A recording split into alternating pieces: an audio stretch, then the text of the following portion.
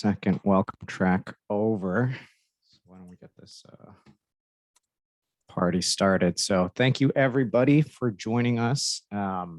Super excited about today's conversation around PLG. I know it's a hot topic. We got Breezy from Correlated.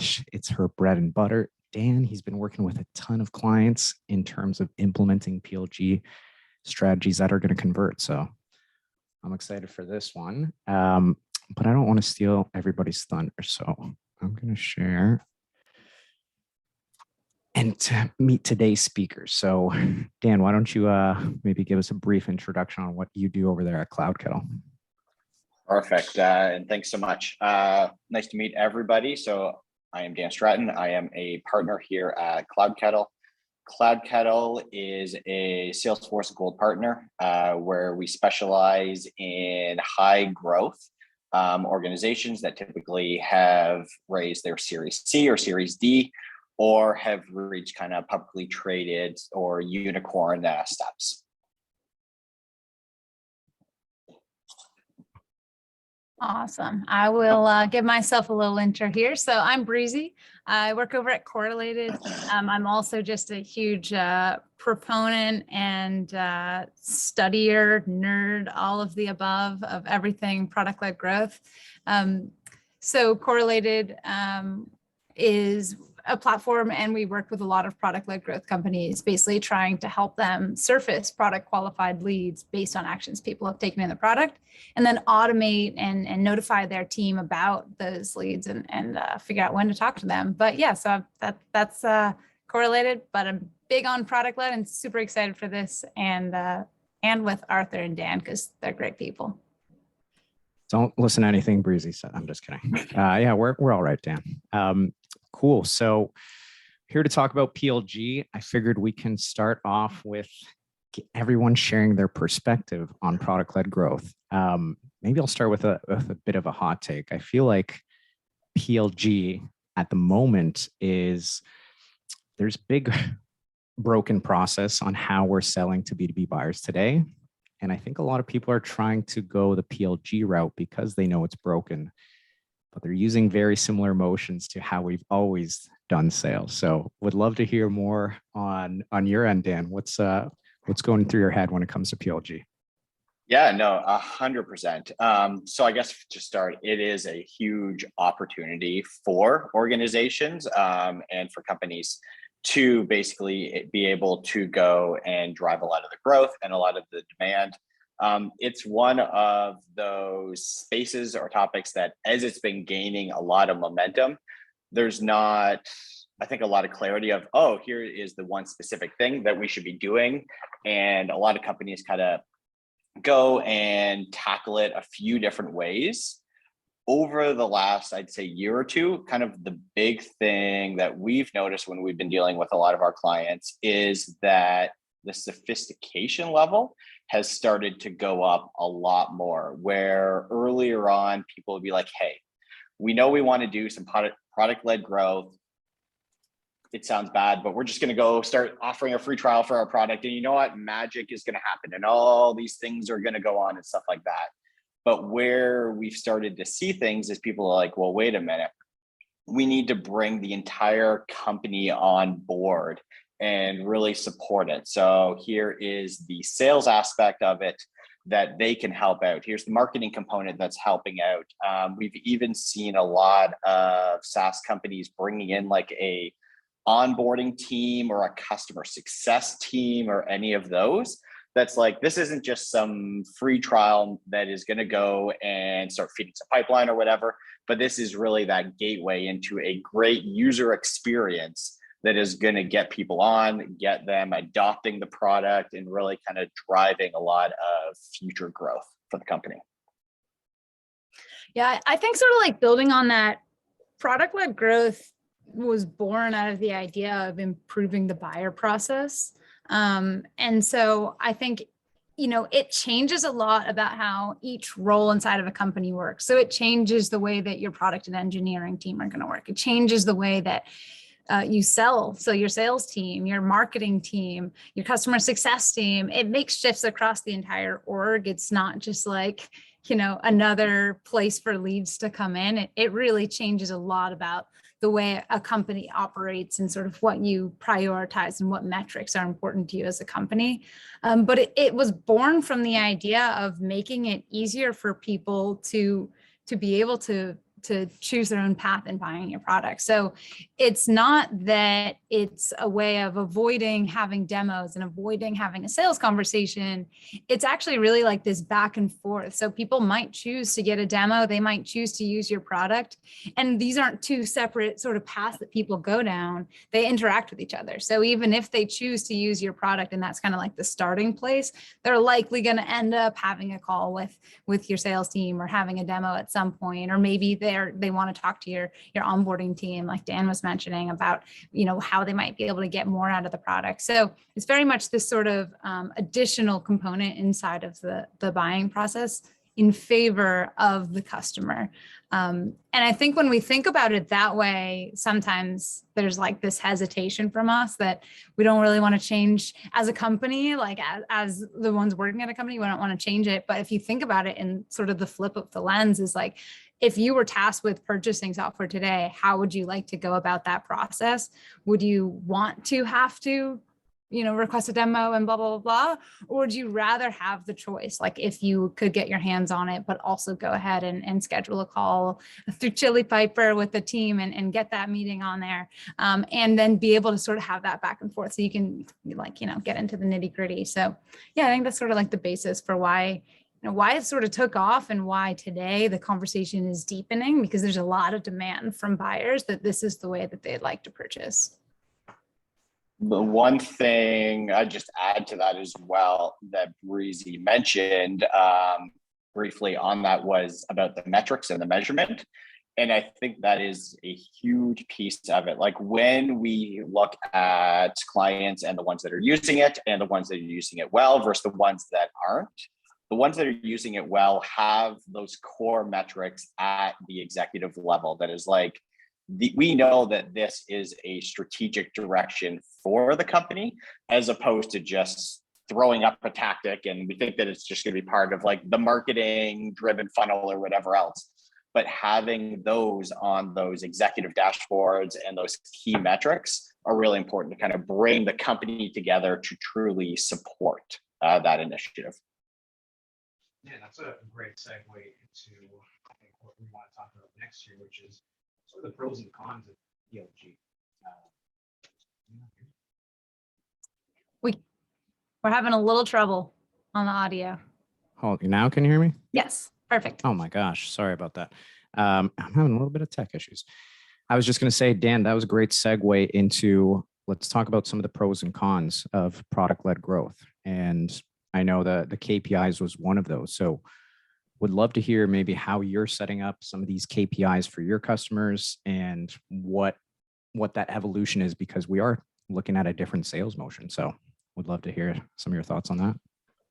Yeah, no, for sure. So kind of where a lot of those metrics will come in is just thinking about like the various checkpoints kind of throughout what that process is. Everything from people that are converting and going into those metrics all the way through to, okay, now that we are starting to get people into the product, what does adoption look like?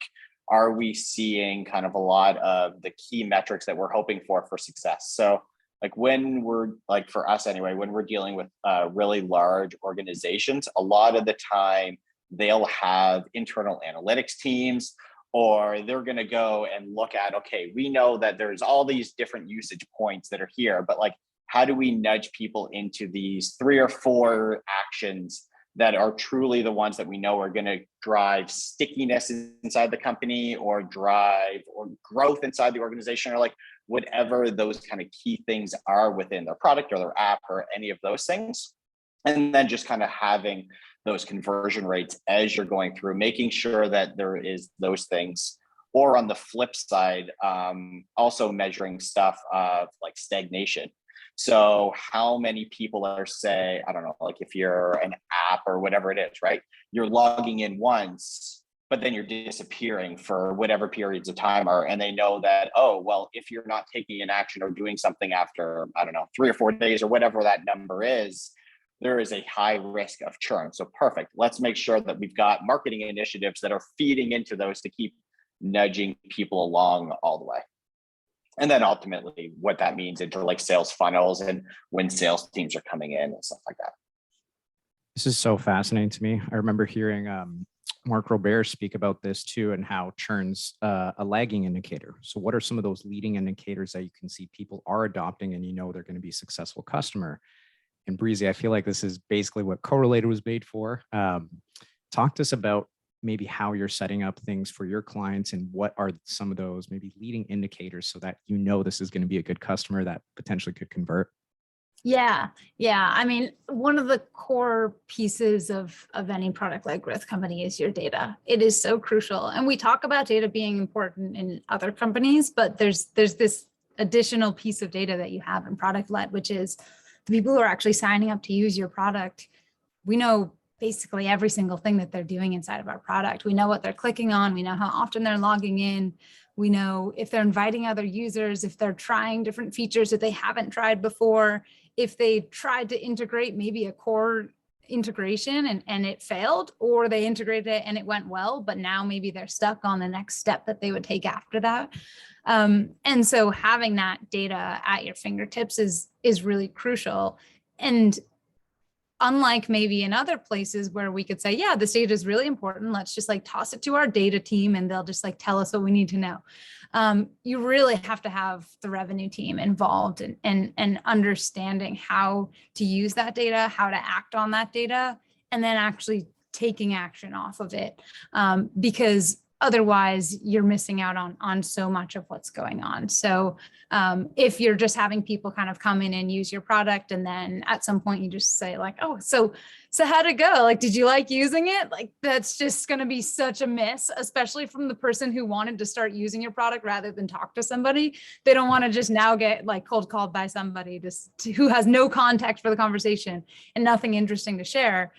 So you have to be able to, if it's a sales call, like be able to get on the call and say like, hey, Arthur, I saw, you've invited 3 other users and you've been trying to use this dashboard, or you've been using this dashboard, been working with other companies who are in a similar setup. Here's the value that I can add to you. Here's what you might be able to get out of it. And so being able to have the context for a good conversation like that. Same goes with marketing. So setting up, those moments in the customer journey where, we often see that the growth and marketing team is owning this. So setting up those moments in the customer journey where different teammates should be reaching out. So whether that's in those initial days and getting that quick time to value, which is the core, product-led metric. So, making sure that, okay, is our onboarding team or customer success team aware of when people are sort of getting stuck or when they've been successful? Are we notifying our sales team based on when people are hitting these like core moments or these core usage thresholds? And so looking at a combination of product usage. So whether it's, looking at a key feature or something like that, or just overall usage, like X amount of logins or X amount of whatever it may be, on top of what we would normally look at in a traditional company, which would be, okay, what's their title? What size of a company are they from? How much are they paying us today? All these different factors. So you're sort of layering in what you would normally see in maybe something like an MQL or an SQL on top of product usage data, and then identifying those throughout that journey, not just in the early days of onboarding, but throughout their entire life cycle. I feel like I read maybe a little while ago a post of yours, Breezy, where you talked about kind of the PQL versus the MQL and how, yes, they all can have different definitions, but you had some really good definitions of what a PQL could be. Would you mind sharing some of those examples with the audience? Like whether it's, maybe additional users signing up, or I can't remember all the examples off the top of my head, but you had some great ones there. Yeah. I think one of the core differences between the MQL and the PQL is that it's not like the PQL. There's an MQL. There's just one, and sometimes like more advanced companies will have like a re-MQL, which is cracks me up. I've been there. I've been there, but it does crack me up a little bit. But for PQLs, there's like multiple of these throughout the journey. And sometimes people will just call it a PQL and then they'll call like different signals or moments or different words for it. But basically there's multiple definitions, going from like the onboarding and adoption phase to like an expansion opportunity to upsell and a cross sell and all these different things. So for instance, one example, might be for like an upsell opportunity. Could be, okay, let's say we sell on a seats-based model. One of the best, low-hanging fruit is to base on your own pricing model and see where are we already above or below maybe where we want a customer to be. So let me get a little more specific. Let's say you have a seats-based pricing model. Low-hanging fruit would be, okay, the customer has already exceeded the number of seats allotted within their amount. Or if you're usage-based, they've already exceeded the amount of usage. Well, that's an easy conversation to say like, hey, so glad you're loving our platform so much. Actually, we should probably talk about this because we've already exceeded the amount that we were supposed to use. Or when you're sort of approaching those thresholds. So whether it's seats-based, usage-based, or some other bucket, like for instance, like an SMS platform, they might say, okay, like a customer can send, 1,000 text messages per month. If that customer is reaching, 900 of their 1,000, it might be worth reaching out and having a conversation to say, hey, you're approaching this amount. And that could be in two ways of that conversation. It could just be, hey, let's move you up to the next tier. Or you can offer some sort of, percentage off or billing that is across the year that they're prepaying X amount per month. So there's a lot of different types of conversations that can be had there. But so these different definitions for PQLs start from the onboarding and adoption and then go into expansion and upsell and cross-sell and all these different points where there's a revenue conversation to be had along that customer journey. And Dan, what are you seeing on your end where you're starting to, I'm sure companies are maybe thinking about incorporating a PLG motion when they've been traditionally sales led? Where are you maybe advising them to spend a little bit more time or how things might differ with this switch? Yeah, no, for sure. So I think the big thing is first just identifying what those goals are. So like if you're not doing it and you're thinking about doing it, just understanding why and making sure that you actually have like all of that organizational support that is around it. And this is the strategic reason for it, because the last thing you want is, hey, you know what? We're just going to offer free trials. We've never offered free trials before. We're just going to stick it up there. We're not really going, like, it's a sales motion or a marketing motion or whatever, but we don't put anything behind it. We don't put a lot of, say, onboarding journeys. We don't put those personal touch points, whatever else it is. And the clients are just coming in. And that's the first time they're interacting with your actual product. And if it's not a good taste, it's just going to wash out and it'll probably actually hurt your brand over the long run.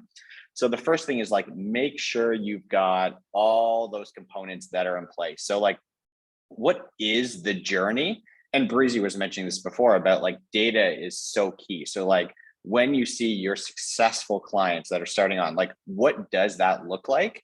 And then how can you build the journeys into it? Like, how can you take, say, product data and trigger off marketing campaigns that are nudging people on like, in the first week of you using our product, here's the top 3 things that you should be doing. Or if you're seeing gaps, then, hey, you know what, we need to nudge you in this direction. Or again, like having a trigger. So like someone's reaching out, kind of coaching you along. It depends on how sophisticated your product obviously is, but just making sure that it's all properly set up.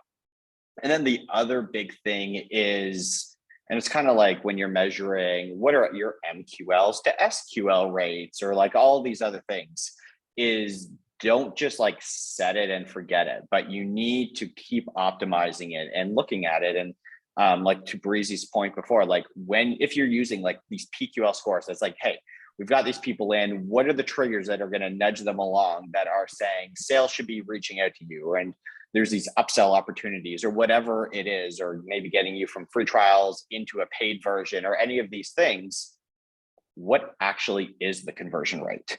Is it what you expected it to be? If it's too low, then you say, okay, you know what? Maybe what we think our like quote unquote PQL threshold is actually just isn't enough. It's too early in the process for someone to properly understand how this fits into your company and how you're going to use it. Like if all of a sudden I've signed up for a free trial on the first day and I have a salesperson reaching out like right away because I don't know, I logged in and I did one thing on the first day and a salesperson's like, hey, saw you using our product and stuff. It's probably going to leave a bad taste in my mouth. That being said, as it's kind of nudging along, you can start doing those things. The other side of the house is if your conversion rate is extremely high, like, I don't know, 70, 80, 90%, stuff like that. In theory, it sounds great, but it could also be that you're leaving some stuff on the table because sales might not be reaching out early enough. And if they, not again, I'm not saying you go all the way to the beginning, but if you had reached out, like whatever those signals are just before it, maybe you're able to grab some extra people and get them converted. So like, it's one of those ones that you get it. And then it's kind of, that's not science per se, but you want to just keep analyzing and seeing how's it going, even quarter over quarter or whatever. Are the conversion rates staying the same? Or you know what, just things change and you might need to make tweaks in your model and stuff like that. Yeah, I like think of it as like the Goldilocks example. So it's like, is there too much? Is there too little? And then we got to adjust.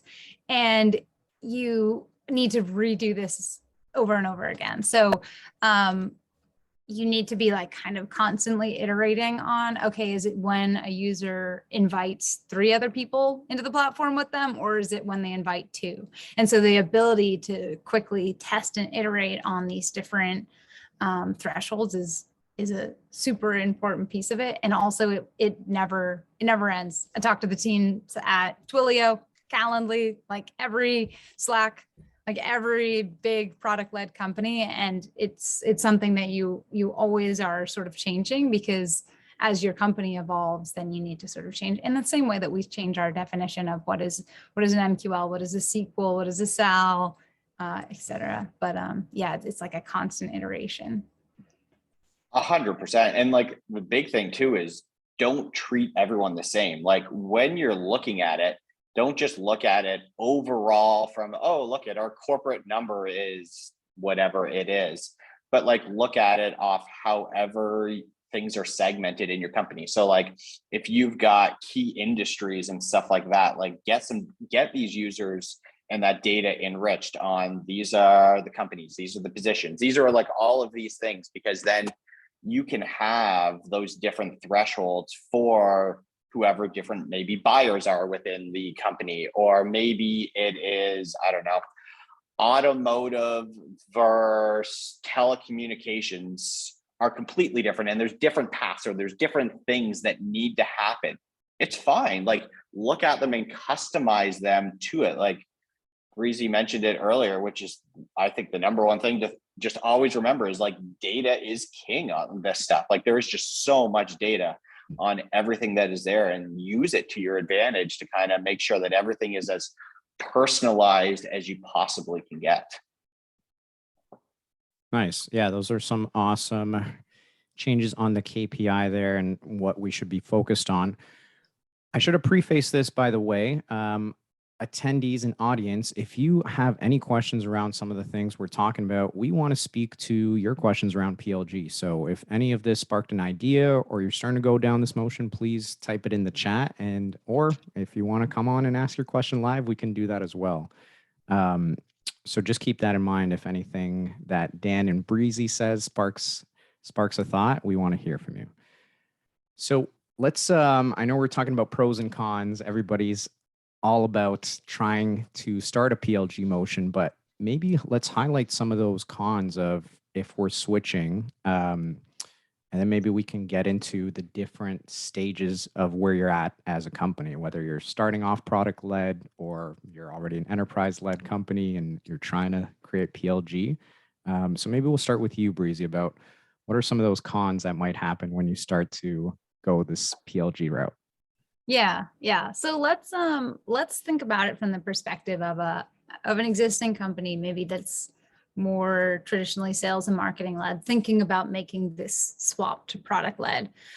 So as you try to make this pivot, I think one of the cons to think about is that it's going to be a bumpy road. This is not smooth sailing. You just like add a button on your website and all of a sudden leads are flowing in, and every person who comes in loves your product and completely understands how to onboard themselves and will just buy it at the end of their trial, or move from freemium and move to your paid offering. It's just not how it works. I mean, so you have to think about how you're going to approach it in those early days and what your learnings are going to be. And these are going to be learnings on how your team operates and things that you need to be doing better in your product. And so as you start to make this transition, I think, I do think there's something to be said for, you can test this out, right? And you can test it out by putting a button on the website, but it should be a test. So what you do, put the button on, you say, okay, do you want a demo? Do you want to get started using the product? People come in from there. You probably are manually creating an account for them in the back end. And then they have like this little instance they can pop into of your product. And then you're going to learn a lot. You're going to learn a lot during that test. You're going to learn that a lot of people are getting stuck. You're going to learn that, maybe some people aren't converting where you thought they might convert. You're going to learn that probably your product isn't quite as intuitive as you thought it was. And you're going to learn that you need people in this process as well to be supporting those users who are coming in. And so when that happens, you can, and then maybe, you pause your test and take that button back off the site for a little bit and thank those users for being your beta testers. But what you want to do after that is then go back and realize maybe some of those internal changes that you're going to need to make as a company. So on the sales team, there's going to be a shift in both like your mindset of how you sell really changes into more of like a customer success type of conversation. The way you market, what's a priority in marketing? Is it trying to get people into the product? Is it trying to drive demos? Is it both? And what does that look like? So there's a lot of like people and process changes that will happen. And so I think one of the cons is that it's not easy. So even though it might be great in the end, you're going to get great financial metrics, you're going to do well, the path to getting there is definitely bumpy. So I'd say that's probably like the biggest one that sticks out for me. Yeah, Dana, we did get an awesome first question, so I want to get to that from Leah, who we're going to bring on stage in just a sec, but wanted to get your thoughts, Dan, on, maybe some cons or what happens when people start converting to this PLG motion. Yeah, no, for sure. So I think one of the big ones for all of this is, and Breezy touched on it just now, but like, it's not you just stand it up and magic happens and all of a sudden I've got billions of dollars that are flooding into my company and it's the greatest thing ever and all this other stuff. But like, there's actual real work that does have to go into it, and you need proper support to go in. And like Breezy mentioned, like there's a lot of effort that will go into it. There's companies can get huge benefits from it, but you need to understand that the time has to be put in. You get what you put into it from that kind of an investment standpoint.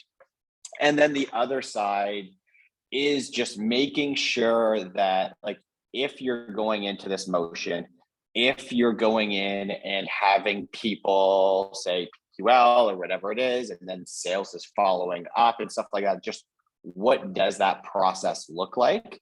Because as a salesperson, the conversation and the tactics and all those things is completely different when I'm, say, reaching out to Arthur, who's been using our product and all of these things that are happening, as opposed to I'm talking to you for the very first time and you don't really know much about our company and all of that kind of stuff.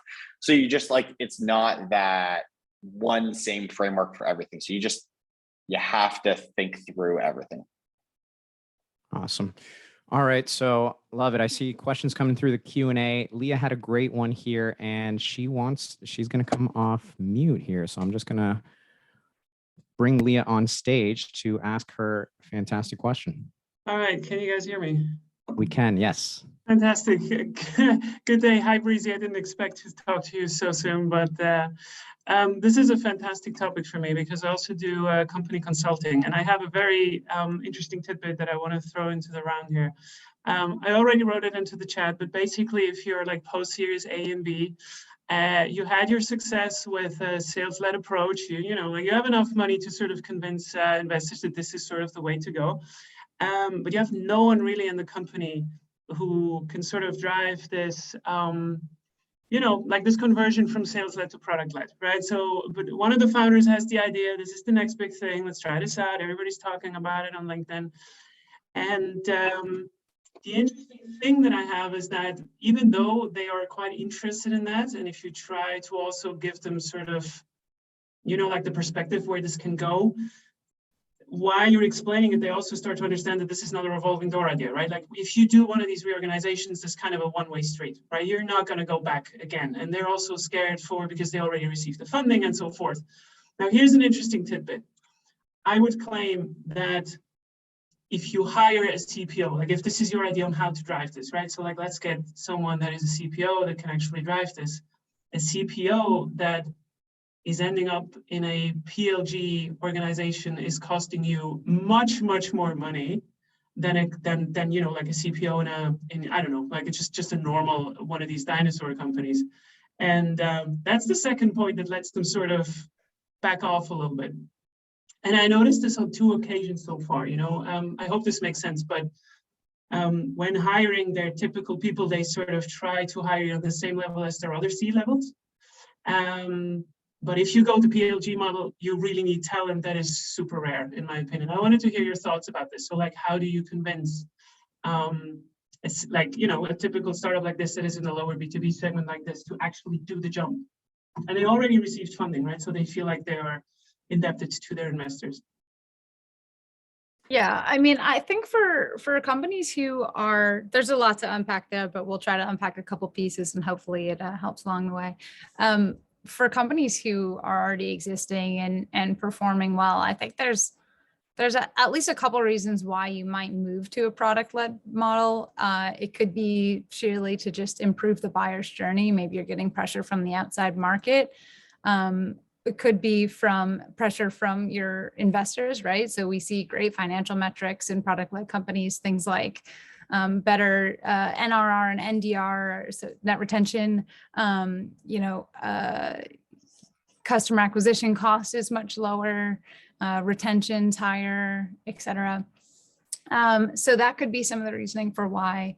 It could be to build a competitive moat. If there are others who are sort of moving into your industry who do have this model and you're starting to see some of your target market maybe being taken over by product-led companies, that could be a reason why you might shift this direction. Basically, if someone else is going to disrupt you anyways, you might as well disrupt yourself. And then I'd say another reason could be just to move down market. So, you know, maybe you started out in sort of an enterprise or mid-market and you're sort of looking to move to more of an SMB market, but to support that move, maybe your internal costs are too high. So product-led enables you to have lower human capital costs while being able to offer your product down market. So those are probably some of the reasons why. And then I guess I would suggest just sort of like building the business case for the company on what would be sort of the outputs of it and what are going to be some of those bumps along the way, because it's not, you know, there's definitely, you eat yourself a little bit in the beginning before you reap the benefits of product-led. And the one thing I'll kind of just add on to that as well, and it's what Breezy was kind of just mentioning, but like what we have seen a lot with these kind of high growth companies and stuff like that is that as they've still got the sales motion that is going into it, but what they'll do is they will focus on kind of big game hunting, or they will take the sales side and focus on these big accounts, big deals, stuff like that. And then where a lot of that product like growth will come into it is how can you go and support, say, the self-serve side, maybe you support kind of like the bottom end of the market, you can automate a bunch of those And so you're able to still bring some stuff in. But when you think about it from like a lead gen perspective or like SDRs or any of these other kinds of things, you're able to then take those and start feeding it kind of upstream a little bit because if you're grabbing Series A, maybe if you're grabbing Series B, you're probably still trying to figure out like proper market fit and all of these kind of things as well. So like, you do want to make sure that you're still having those conversations with people to see just from like even a messaging standpoint, what's sticking, what's not sticking, but then having a lot of that kind of like self-serve motions so that you are able to kind of bring stuff in, I guess, in an easier way to buy.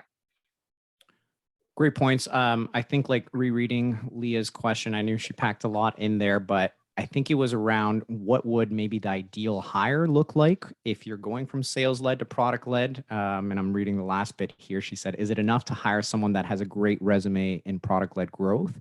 Or maybe do they need a different type of skill set? So would be curious to hear both of your thoughts on that. Yeah, for sure. So I guess it depends on what the company is per se. Some of the, like we've seen some that, I guess I should just make sure I saw your comment, Arthur. Is that the right question? No, it is. It is. I was just trying to confirm with her. Totally. Yeah. Okay. There we go. Okay. We're good. Perfect. So where we have seen it kind of fit into the model, really comes around like who owns it, who owns that experience, and those side. We've seen on like kind of that enterprise side, and it's probably faux pas, but like the CRO will own, or like someone that is responsible for the revenue side will own a lot of that from like how is the product feeding into the sales motion and these kind of things. That being said, there is very tight communication with the product team and the data teams and the marketing. Like it's, you know what I mean? Like it's not just, hey, we're going to go and have like a CPO or like stuff like that. That is just going to be focused more on like, say, the demand gen side per se, but like those will typically be, how do we flush out the product a lot more in general with all these things and make that killer product, or maybe it is building the moat, like Breezy mentioned, or like all those things. What are the signals that are then going to be like, you know, those PQLs, or like what's the sales motions that are then feeding people for follow-ups and like all of that kind of stuff will then typically be around like that, or around like someone that's more like on the demand gen optimization, that kind of side. It really just kind of depends on that strategy for that company. Yeah, I think the goal is that you want to make sure that it's a high priority focus. So what you should do is make sure that resources are dedicated and really focusing on this. But what you also shouldn't do is just create a subset of your company that's focused on this and the rest of your company is just running the way they always did. Because at some point you're going to need to integrate the two, or else your customers are going to have some serious whiplash in their experience. And so I think, you know, the hire that Dan's talking about, some people, you know, have it as like a growth hire, some call it our demand gen, some are just actually calling it like a product-led growth strategist or these other things. I think part of this question also just really goes back to sort of like, what's your hiring methodology all around? Are you a company who prefers to hire people who have the resume that's there and built, or do you want someone who's like studied it and is hungry and wants to get nitty gritty and do the work? There's a lot to be looking at here, and you're kind of looking for two different skill sets. You're looking for an analytical and creative mind at the same time. So it is a very difficult hire on this growth side. But that being said, I think ultimately your end goal should be to make sure that there are resources thinking about this day in and day out, but that's not a siloed group of people that doesn't coexist with the rest of the company. Awesome. Thank you for that question, Leah. Sounds like we could do an entire webinar on that. So maybe we'll put that in our back pocket. We had some other great questions come in, a couple anonymous, but I think this is actually a great question. What sorts of products lend themselves better to PLG than others? I'd love for you to answer this one, Breezy. Yeah, I mean, so traditionally we think of the products that are really easy to get started with. So Calendly and Zoom and I don't know, Dropbox and others that are sort of like a B2B2C product. But I think that the market has sort of changed and that people, every buyer, no matter what their role is more technically minded and technically capable than they used to be. And as we look at the future generations coming in who will be our future buyers and the age of that going down, we'll see that those generations are even more likely to be able to understand what we see as a complex product may not really, in fact, be as complex as we often think that it is. I'd say the other kind of pushback that I'll hear from a lot of folks is that, if you're like in the security or cybersecurity space, that, product-led doesn't work because there's so many security concerns there. Actually, I think it was just like a couple of days ago, they just came out with this whole market map on TechCrunch of the cybersecurity market, specifically of product-led companies there. So, I don't think it's necessarily as much a question on, complexity or B2B2C or which exact industry. And it's more so about like, is it a fit for sort of like your buyers and your future buyers that are coming up in a couple of years? I know that's a vague answer. There are definitely some industries that lend itself better and worse. There are complexities of products that do sort of cross that chasm of being maybe too complex. But I think there's also some sort of workarounds that we can do there. One quick example, and then I'll pass it to you, Dan, would be like, if it requires sensitive data for someone to be able to understand and get use and value out of your product, and you think a product-led model, they wouldn't be integrating this like data that has sensitive information, you can basically just put a toggle in your product that fills it with dummy data for the person to be able to play around with your product still and get that value, and then maybe toggle it off when they are ready to bring in their own data. So I think there's a lot more available than what people originally think of when you think of a product-led company. And the one thing I would just add to that as well is just like, I think it depends what the strategy for your PLG motion is. Like, a lot of people will be like, oh, you know what? I've got a crazy complex buying cycle. Like, PLG will never be for me, or like any of these other things. And what Breezy mentioned, like early on in this, was about like, hey, you know what? Maybe your license base, your usage base, your whatever it is, and these things are happening. Like, PLG isn't just, hey, go sign up for a free trial and then get you going. It's when people are already onboarded, when they are using it, like, how do you identify upsell opportunities, cross-sell opportunities, all of these other motions? And there is fantastic value in you just having those product integrations into your cycles, so that you see, even if you're the most complex thing in the world, you're going to hit a point that you're either, I don't know, buying too much to your limit, or you're seeing upticks in usage, or you're seeing whatever it is that you're seeing. And you're like, hey, maybe it's an opportunity to go to a new tier, or like whatever it is, but just making sure that you're kind of integrating all of that stuff into those buying cycles can just be invaluable. That it's one of those things. Don't just think about it as, oh, it's the very beginning thing that's just going to get someone in the door, because there's a lot of use cases of how do I get people expanding, upselling, cross-selling, whatever you want to call it. Yep, 100%. You both kind of hinted at this, and I thought this is a perfect follow-up question. So let me put it up here. Frank Nardi asks, what if you have a more complex product that requires onboarding and training to get people live, and ACV is a little lower at 8 to 10K? How would you maybe start to shift the way you're thinking about PLG?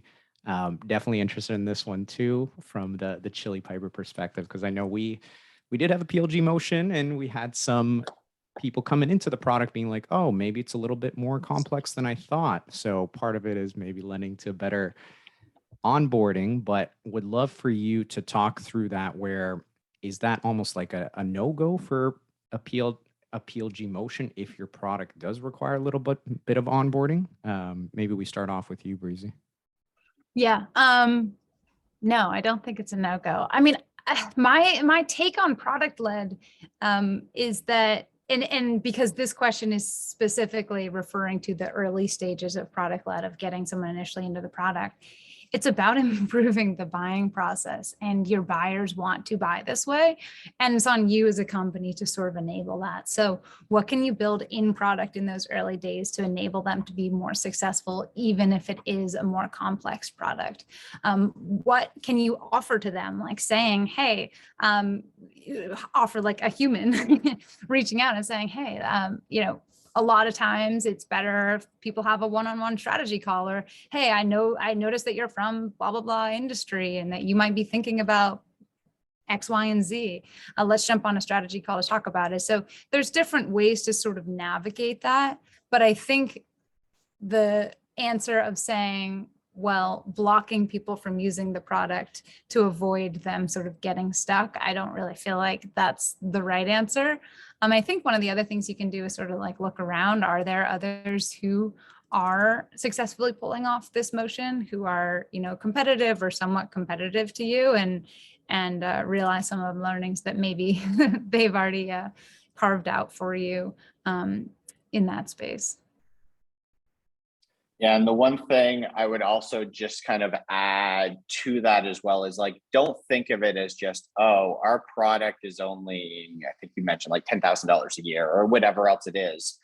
But like, what is on average that total lifetime value of a client? Like, sure, you're $10,000, but you know what? When they come in and they use your product and they absolutely either love your product and they're blown away by it or something like that, or like say, and I know like we're a Salesforce partner and stuff, but like if a CRM where it comes in and it's just so sticky, there's a lot of pain to move from one system to another, or like any of these things. And it's like, you know what? Awesome. Even though it's not a huge price tag at the beginning, like give them a lot of love. Because once you get them in the door, there is that lifetime value. B, and this could just be, I come from a marketing background, but I am a huge advocate on brand and word of mouth and all those other, we'll call them fancy, fluffy terms, but like you delight someone in your onboarding process, it naturally just has those ripple effects of them telling people and raving about it and all these other things that just naturally lead to greater opportunities. And then I would also just, I guess, reference my previous comment that went into this, which is like, don't think of just product-led growth as that beginning. But even if you're like, you know what, at the beginning, it doesn't make sense. There's just too much hand-holding, whatever else. We're not going to do free trials or whatever else it is. You buy it, you onboard it, all this other stuff. Great. Incorporate it into the next piece. Incorporate it into renewal cycles and what does usage look like, and push notifications and automation off of, oh, you know what, we saw usage that increased whatever 10%, 20% month over month. We should probably have someone check in and reach out on what's going on, and oh, this is awesome. Or on the same token, use it to minimize your churn. And so it's not growth as in like, hey, we're just going to keep adding and adding and adding. But if you've got product data integrated into your processes and stuff, and you're seeing dips in things or anything like that, get it fed off to your support teams, your customer success teams, any of these things, so that they can proactively get ahead of everything from renewal cycles and those kind of things. Awesome. Great questions coming around. I do want to give everybody a little bit of a peek behind the curtain and share some of these examples, because I know Breezy kind of put this to rest where, what was it, 92% of product-led teams do have a sales force. 96. So 96, even higher. So it's not one or the other. You can actually use a combination of both. So I'm going to go through some quick examples of actually how people use Chili Piper in product-led growth. And this one was a cool one for me in that it also happened to be my first sale. So Scratchpad, when I approached them, the buyer journey, as you can see, was in the black here. And really their only way of getting somebody in, or I guess even engaging with the company, was to download a Chrome extension and get into it right away. For them, that would trigger an outbound cadence. And some of the things that I was suggesting was, hey, we can actually offer an in-app call to action where once they're using your product, you can kind of wave around and say, hey, maybe the usage is going up, or schedule your free strategy call like Breezy said. Also, another way of them coming into the top of funnel where, sure, you can be a product-led company, but sometimes they're just like, hey, I want to learn more about it before I even sign up. And what they realized was once they got somebody on that strategy call, it really did have a huge multiplier effect in terms of changing them to a paid customer. And what was really cool is I actually got to experience this myself from Scratchpad side, where I downloaded it, I started using some notes and things like that. And the second I hopped on a strategy call with one of their product specialists, he really like blew my mind with what we could do. He set up a couple quick integrations for me, asked me about how I envisioned using the product, set everything up. And that's when, you're right, I was kind of blown away with that onboarding experience. And lo and behold, I know there's several Chili Piper users that are obsessed with Scratchpad. So that was a pretty cool one. This right here is on Deputy's PLG use case. So they actually have a countdown tracker from the free trial from 14 days, so that when you're in the app, you can see how many days are left, and it says, click here to unlock more.